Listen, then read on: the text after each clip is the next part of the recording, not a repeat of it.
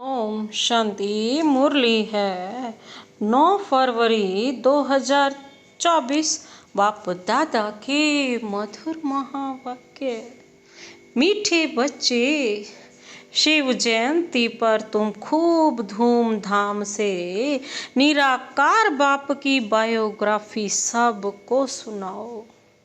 यह शिव जयंती ही हीरे तुल्य है।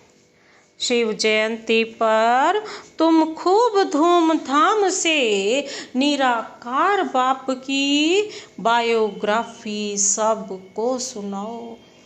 यह शिव जयंती ही हीरे तुल्य है।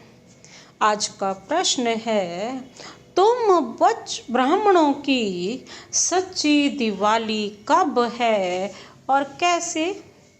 तुम ब्राह्मणों की सच्ची दिवाली कब है और कैसे?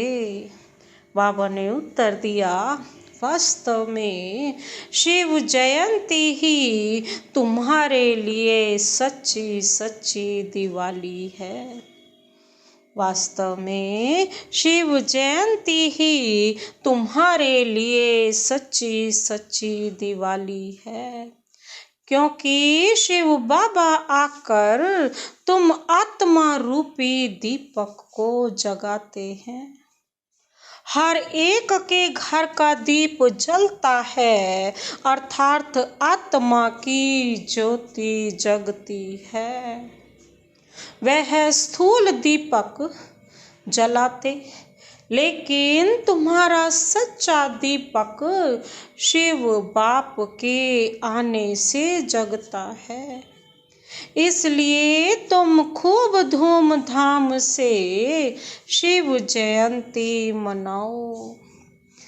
बाबा कहते हैं, वास्तव में शिव जयंती ही तुम्हारे लिए सच्ची सच्ची दीपावली है, क्योंकि शिव बाबा आकर तुम आत्मा रूपी दीपक को जगाते हैं। हर एक के घर का दीप जलता है, अर्थात आत्मा की ज्योति जगती है। वह स्थूल दीपक जलाते, लेकिन तुम्हारा सच्चा दीपक तो शिव बाबा के आने से ही जगता है। इसलिए बाबा कहते, तुम शिव जयंती को बड़े धूमधाम से मनाओ। ओम शांति। मीठे मीठे रूहानी बच्चे शिव की जयंती मनाते हैं, और भारत में तो शिव जयंती मनाते ही हैं। जयंती एक की मनाई जाती है, उसको फिर सर्वव्यापी कह देते हैं। अब सर्वव्यापी की जयंती तो हो न सके। जयंती कब मनाई जाती है? जब गर्भ से बाहर आते हैं। जन्मदिन तभी मनाया जाता है ना, जब जन्म लेते हैं, गर्भ से बाहर आते हैं। शिव जयंती मनाते तो जरूर हैं, आर्य समाजी भी मनाते हैं। अभी तुम मनाएंगे 2024 में 28वीं शिव जयंती। गोया 88 वर्ष हुआ जयंती को। जन्मदिन तो सबको याद रहता है, फलाने दिन यह गर्भ से बाहर आया। अब शिव बाबा की तुम 88वीं जयंती मनाएंगे? वह तो है निराकार, उनकी जयंती कैसे हो सकती है? इतने बड़े बड़े मनुष्यों के पास निमंत्रण कार्ड जाते हैं, कोई को पूछना तो चाहिए, जयंती कैसे मनाते हो? उसने जन्म कब और कैसे लिया? फिर उसके शरीर का नाम क्या रखा? परंतु ऐसे पत्थर बुद्धि हैं जो कभी पूछते ही नहीं। तुम उनको बता सकते हो, वह है निराकार, उनका नाम है शिव। तुम सालिग्राम बच्चे हो। जानते हो, इस शरीर में सालिग्राम है। नाम शरीर का पड़ता है, वह है परमात्मा शिव। अब तुम कितना धूमधाम से प्रोग्राम रखते हो, दिन प्रतिदिन तुम धूमधाम से समझाते रहते हो कि जब शिव बाबा की ब्रह्मा के तन में प्रवेशता होती है वही उनकी जयंती गाई जाती है। उनकी तिथि तारीख कोई होती नहीं। कहते हैं मैं साधारण तन में प्रवेश करता हूँ, परंतु कब किस घड़ी वह नहीं बताते।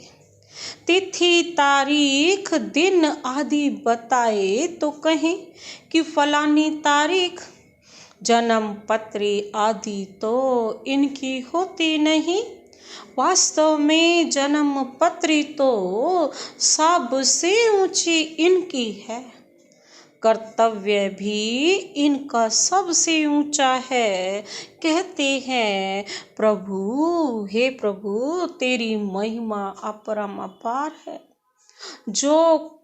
तो जरूर कुछ करते होंगे। महिमा तो बहुतों की गाई जाती है, नेहरू गांधी आदि सब की महिमा गाते हैं। इनकी महिमा कोई बता न सके, तुम समझाते हो। वह ज्ञान का सागर, शांति का सागर है। वह तो एक ठहरा ना, फिर उनको सर्वव्यापी कैसे कह सकते।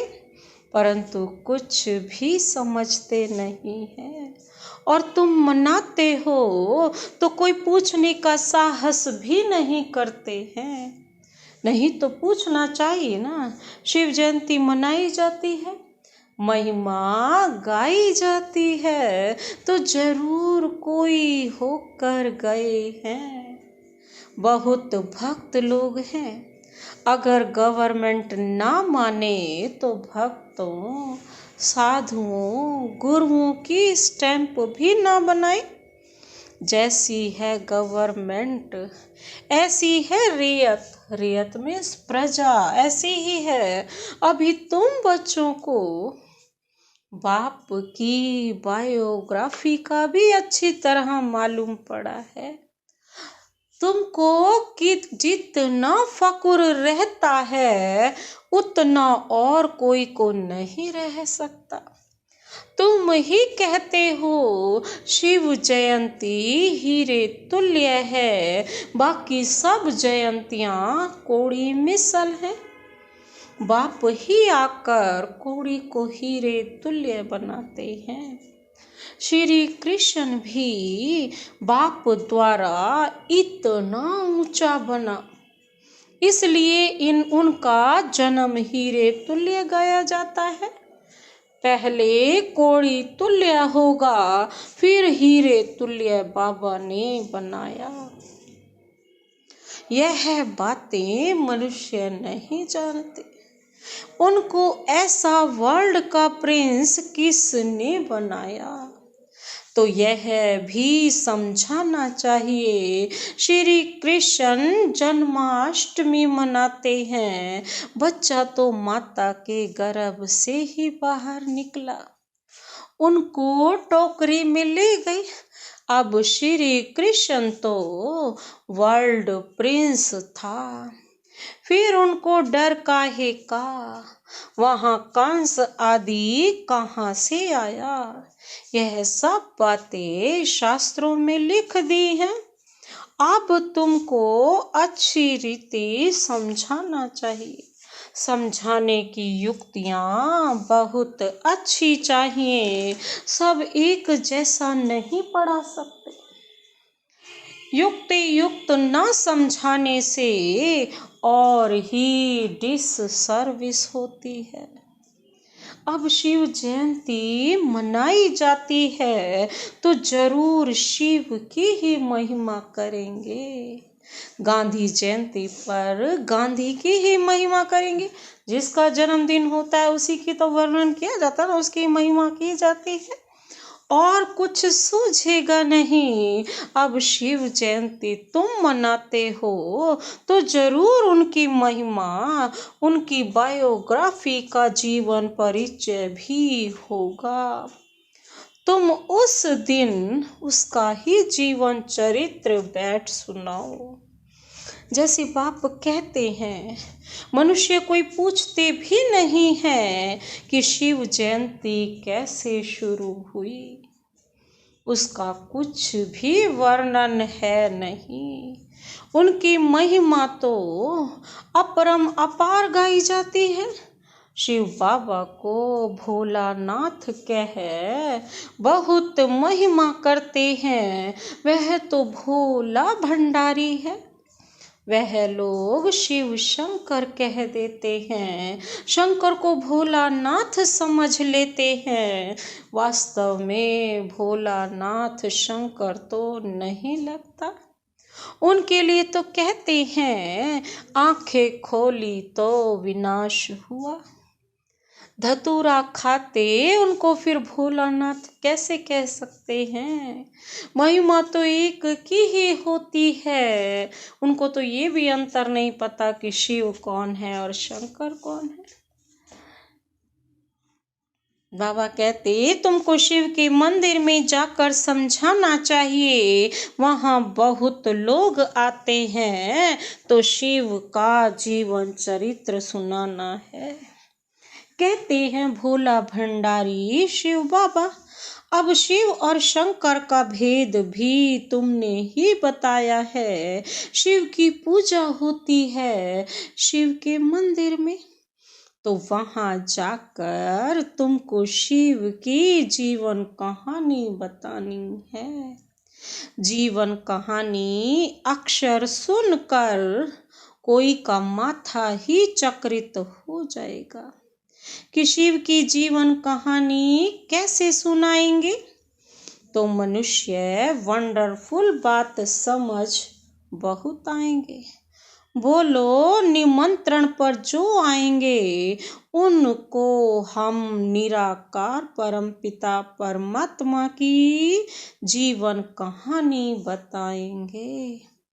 गांधी आदि की भी बायोग्राफी सुनते हैं ना।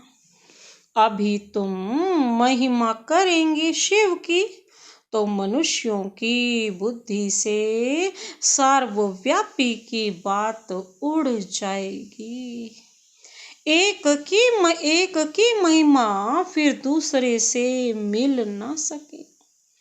यह जो मंडप बनाते हैं, वह प्रदर्शनी करते हैं, वह कोई शिव का मंदिर तो है नहीं। तुम जानते हो, सच्चा सच्चा शिव का मंदिर वास्तव में यह है, जहाँ रचता खुद बैठ रचता और रचना के आदि मध्य अंत का राज समझाते हैं। तुम लिख सकते हो रचता की जीवन कहानी और रचना के आदि मध्य अंत का राज, अथवा हिस्ट्री सुनाएंगे। हिंदी अंग्रेजी में लिखत हो, बड़े बड़े के पास जाएंगे तो वंडर खाएंगे कि यह कौन है जो परम पिता परमात्मा की बायोग्राफी बताते हैं। सिर्फ रचना के लिए तुम कहेंगे तो समझेंगे, प्रलय हुई फिर नई रचना रची, परंतु नहीं, तुमको तो समझाना है। बाप पतितों को आकर पावन बनाते हैं तो मनुष्य वंडर खाएंगे। शिव के मंदिर में भी बहुत आएंगे। हाल व मंडप बड़ा होना चाहिए। बाबा कहते हैं बड़ा होना चाहिए। भल तुम प्रभात फेरी निकालते हो, उसमें भी यह लक्ष्मी नारायण का राज्य किसने स्थापन किया, उन्हों को यह समझाना है। बाबा कहते हैं यह समझाना है।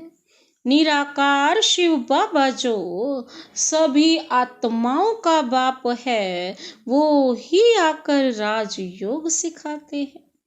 ऐसे ऐसे विचार सागर मंथन करना चाहिए कि कैसे शिव के मंदिर में जाकर सर्विस करनी चाहिए। शिव के मंदिर में सवेरे पूजा करते हैं, घंटे आदि भी सवेरे बजते हैं। शिव बाबा भी प्रभात के समय आते हैं। आधी रात नहीं कहेंगे, उस समय तुम ज्ञान भी नहीं सुना सकते, क्योंकि मनुष्य तो सोए रहते हैं ना। रात को फिर भी मनुष्यों को फुर्सत होती है, बत्तियां आदि भी जलती हैं, रोशनी भी अच्छी करनी चाहिए। शिव बाबा आकर तुम आत्माओं को जगाते हैं। सच्ची दीपावली तो यह है, हर एक के घर का दीप जलता है, यानी आत्मा की ज्योति जगती है। वह तो घर में स्थूल दीपक जलाते हैं, परंतु दीपावली का वास्तव में अर्थ यह है, कोई कोई का दीपक तो बिल्कुल जगता नहीं। तुम जानते हो हमारा दीपक कैसे जगता है? आत्मा रूपी दीपक कैसे जगता है, कितनी रोशनी देता है। एक घर में भी छोटा सा अंधेरे में दिया जला दिया जाए तो पूरे कमरे को रोशनी से भर देता है। तो यह दीपक कैसा जगता है? बाबा कहते हैं ना, दीपक कैसे जगता है? कोई मरता है तो दीवा जलाते हैं कि अंधियारा ना हो, परंतु पहले तो आत्मा का दीपक जगे, तब अंधियारा ना हो। नहीं तो मनुष्य घोर अंधियारे में है। आत्मा तो सेकंड में एक शरीर छोड़ दूसरा लेती है। अंधियारे आदि की इसमें बात ही नहीं। यह भक्ति मार्ग की रस्म है। घृत खल्लास होने से दीवा बुझ जाता है। अंधियारे का भी अर्थ कुछ समझते नहीं है। पितृ आदि खिलाने का भी अर्थ नहीं समझते हैं। आगे आत्माओं को बुलाते थे, कुछ पूछते थे, अभी इतना नहीं चलता है। यहाँ भी आते हैं, कोई कोई समय कुछ बोल देते हैं, बोलो तुम सुखी हो, तो कहेंगे हाँ जी। सो तो जरूर यहाँ से जो जाएंगे अच्छे घर में ही जन्म लेंगे। जन्म जरूर अज्ञानी के घर में लेंगे। ज्ञानी के घर में तो जन्म ले नहीं सकते, क्योंकि ज्ञानी ब्राह्मण तो विकार में जा नहीं सकता। वह तो पवित्र है, बाकी हाँ अच्छे सुखी घर में जाकर जन्म लेंगे। विवेक भी कहता है, जैसी अवस्था वैसा जन्म। फिर वहाँ अपना जलवा दिखाते हैं। भल शरीर छोटा है, इसलिए बोल ना सके। थोड़ा बड़ा होने से ज्ञान का जलवा दिखाएंगे जरूर। जैसे कोई कोई शास्त्रों के संस्कार ले जाते हैं तो छोटेपन में ही उसमें लग जाते हैं। यहाँ से भी नॉलेज ले जाते हैं तो जरूर महिमा निकलेगी। तुम शिव जयंती मनाते हो, वह लोग कुछ अर्थ नहीं समझ सकते हैं। पूछना चाहिए, अगर वह सर्वव्यापी है तो जयंती कैसे मनाएंगे? अब तुम बच्चे पढ़ रहे हो, तुम जानते हो वह बाप भी है, टीचर भी है, सतगुरु भी है। बाबा ने समझाया है। सिख लोग भी कहते हैं सत श्री अकाल है। अब वास्तव में अकाल मूरत तो सब आत्माएं हैं, परंतु एक शरीर छोड़ दूसरा लेते हैं, इसलिए जन्म मरण कहा जाता है। आत्मा तो वही है, आत्मा 84 जन्म लेती है। कल्प जब पूरा होता है तो खुद ही आकर बताते हैं कि मैं कौन हूँ, मैं कैसे इनमें प्रवेश करता हूँ, जिससे तुम आपे ही समझ जाते हो। पहले नहीं समझते थे। हाँ, परमात्मा की प्रवेशता है, परंतु कैसे, कब हुई, कुछ भी समझते थोड़े ही थे। दिन प्रतिदिन तुम्हारी बुद्धि में यह बातें आती रहती हैं, नई नई बातें तुम सुनते रहते हो। आगे थोड़े ही दो बाप का राज समझाते थे, वहां तो एक ही था। जैसे ही हम इस सृष्टि में गर्भ से नीचे उतरे, परम धाम से नीचे उतरते हैं, तो जैसे ही पहला जन्म लिया तो तब से ही एक बाप शुरू हुआ। दो बाप का राज समझाते थे। आगे तो जैसे बेबियां थी, अभी भी बहुत कहते हैं, बाबा हम 2 दिन का आपका बच्चा हूँ, इतने दिन का बच्चा हूँ। समझते हैं जो कुछ होता है कल्प पहले मिसल। इसमें बड़ी नॉलेज है, समझने में भी समय लगता है। जन्म ले फिर मर भी पड़ते हैं। 2 मास का, 8 मास का भी बच्चा मर भी पड़ते। कैसे मर जाते? उन्हें फिर माया अपनी ओर आकर्षित कर लेती। तुम्हारे पास आते हैं, कहते हैं यह राइट है, वह हमारा बाप है, हम उनकी संतान हैं। हाँ हाँ करते हैं, कहते हैं, बच्चे लिखते भी हैं, बहुत प्रभावित हो जाते हैं।